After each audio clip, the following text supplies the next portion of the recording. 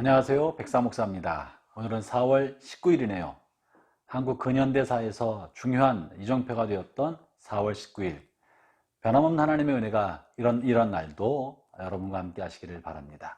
오늘도 말씀으로 하루를 시작하면서 주님과 동행하는 복된 하루가 되었으면 좋겠습니다. 오늘 주 하나님의 말씀은 출애굽기 8장 16절부터 32절까지 말씀인데요. 앞부분에 있었던 이야기를 간단하게 살펴본다면 하나님께서 모세를 통해 바로에게 전해준 하나님의 말씀을 바로가 거역하고 불순종하게 됩니다. 그러자 하나님께서 끝내 하나님 말씀을 받아들이지 않은 바로를 심판하기 위하여 각종 재앙을 내리시죠. 제일 먼저는 애굽의 온 땅에 생수를 공급하는 물의 근원이 되었던 나일강을 저주해서 나일강이 피가 되게 만들어 버립니다. 그러자 나일강 물을 마시고 살았던 사람들이 물을 마실 수 없게 되는 큰 고통을 겪게 되었던 거죠. 그럼에도 불구하고 바로는 모세를 통해 전달해준 하나님의 말씀을 거역하고 받아들이지 않게 됩니다. 그러자 하나님께서 두 번째 재앙을 내리시는데 그것은 온 땅에 개구리가 가득하게 한 것입니다. 나일강으로부터 수없이 많은 개구리가 튀어나와서 심지어 바로 왕궁의 침실까지 개구리가 들어갈 만큼 온 땅에 개구리가 가득하게 하는 것입니다. 바로가 이로 인해 고통을 겪지만 그러나 그래도 하나님의 말씀을 받아들이지 않고 거절합니다. 그러자 오늘 본문이 이제 세 번째 재앙이 되는 셈인데요. 그러자 하나님께서 모세에게 땅에 티끌을 명령해서 이가 되어 사람의 몸과 가축에 오르게 만드십니다. 사람들이 이로 말미암아 고통을 겪었습니다만 그래도 바로가 그 마음을 돌이키지 아니합니다. 그래서 하나님이 네 번째 재앙을 내리시는데 그것은 이제 파리떼가 온 땅에 가득하게 만드는 것입니다. 이것이 네 번째 재앙이고 오늘 본문에 실려 있는 것입니다. 이 네 번째 재앙부터는 조금 변화가 생기는데 지금까지는 애굽 땅에 대상자를 가리지 않고 임했던 재앙이라면 네 번째 재앙, 이 파리떼의 재앙부터는 하나님께서 하나님의 백성과 바로의 백성, 세상 백성을 구분하셔서 이 파리떼의 재앙은 바로의 백성, 하나님을 거역한 세상 백성에게만 임하게 하고 고센 땅에 살고 있는 하나님의 선택한 백성에게는 이 재앙이 오지 않게 만듭니다. 그래서 바로를 심판하는 걸 통해 바로를 따르는 그의 백성도 심판하시는 것입니다. 이것은 마치 역사의 마지막 날 하나님께서 세상 임금 마귀를 심판하면서 마귀를 따랐던 그의 모든 백성도 심판하시는 것을 상징적으로 말씀해 주고 계신 것이고 그리고 하나님의 백성은 이 심판으로부터 벗어날 것을 말씀해 주고 계시는 것입니다. 오늘 본문을 쭉 묵상하면서요. 저는 이번에 아주 특이한 사실을 특이하지는 않습니다만 제가 지금까지 미처 발견하지 못했던 하나 중요한 사실을 발견하게 되었습니다. 출애굽기를 수십 번 보았어도 알아차리지 못했던 것인데요. 그것은 바로 이런 재앙을 내리는 사람과 이 재앙에 사용된 것이 무엇인가 하는 것입니다.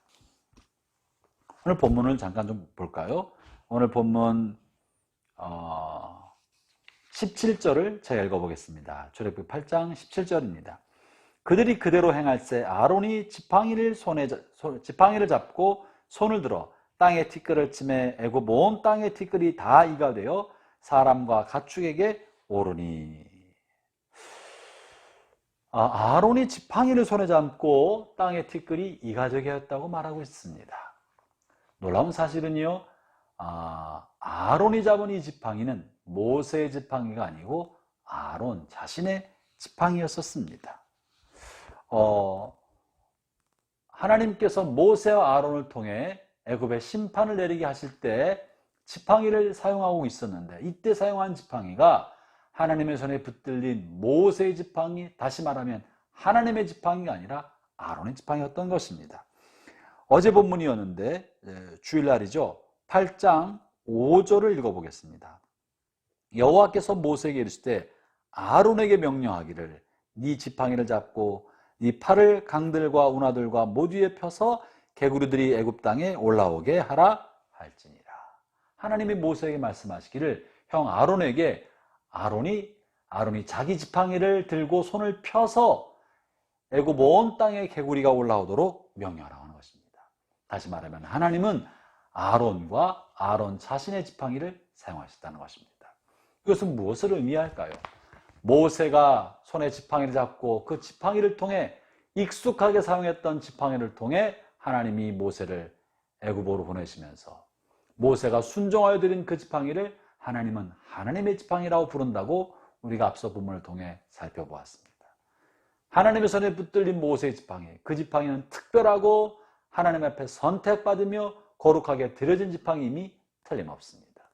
그런데 놀랍게도 현장에서 사용된 지팡이는 모세의 이런 특별한 지팡이, 하나님의 지팡이가 아니라 아론의 지팡이, 하나님을 대면해 보지 못했던, 호렙산에서 하나님 앞에 부르심을 받지 않았던, 그리고 그저 평범한 양치는 목자의 그 지팡이를 하나님께서 사용하셨다는 사실입니다. 사랑하는 형제자매 여러분, 하나님이 우리의 재능과 우리의 경험과 우리의 기술을 쓰고자 하실 때 우리가 특별해서 그런 것이 아닙니다. 하나님 여러분의 언변과 여러분의 헌신을 들어서 무언가 쓰시고자 하실 때 여러분이 특별해서 그런 것이 아닙니다. 하나님이 모세를 선택했기 때문에 모세의 지팡이마저 하나님이 선택하시고 그것을 하나님의 지팡이로 부르신 것도 아닌 것입니다. 다만 하나님께서 누구든지 하나님이 쓰고자 하시면 그 사람이 모세가 아니고 모세의 손에 붙들린 그 지팡이가 아니고 평범한 목자 손에 붙들린 아론의 지팡이라 할지라도 동일하게 사용한다는 것을, 그리고 사용될 수 있다는 것을 말해주고 있습니다. 중요한 것은 누구의 손에 있느냐, 하나님 앞 헌신했느냐 안 했느냐가 아니라 하나님이 쓰시고자 하실 때 순종했느냐의 여부에 달린 것입니다. 순종하면 그것이 지금까지 양치는 데 사용되었던 하나님 앞에 특별히 드려지지 않았던 아론의 지팡이라 할지라도 기적을 일으키는 능력의 지팡이가 되고 하나님의 지팡이가 되지만, 하나님이 특별히 구별하여 거룩하게 만드신 모세의 지팡이라 할지라도 순종하지 않으면 아무 소용이 없는 것입니다. 사랑하는 형제자매 여러분, 하나님의 특별한 사람이 따로 있는 것이 아니고요, 순종하는 그 사람이 하나님에게 특별한 사람인 것입니다. 하나님에게 쓰임받는 사람이 따로 있는 것이 아니고요, 하나님이 무엇을 말씀하시든 순종하는 그 사람이 쓰임받는 사람이 되는 것입니다. 오늘 이 하루를 또 이 한 주간을 시작하면서 하나님이 뭐라고 말씀하시든 성령께서 마음에 주시는 감동과 그 말씀을 따라 순종하며 여러분의 오늘 하루는 또 이 한 주간은 하나님의 손에 붙들린 모세의 지팡이처럼 또 애굽을 심판하는 아론의 지팡이처럼 하나님의 손에 쓰임받는 하루와 한 주가 될 것입니다. 하나님과 함께 하십시오. 말씀과 함께 하십시오. 기도하겠습니다. 하나님 감사합니다. 이 한 주간도 주의 말씀으로 시작합니다. 아론의 지팡이를 순종을 통하여 쓰셨던 것처럼 우리의 생애를, 우리의 시간을, 우리의 삶을 순종으로 드리오니 주님 사용해 주옵소서. 예수님 이름으로 기도합니다. 아멘.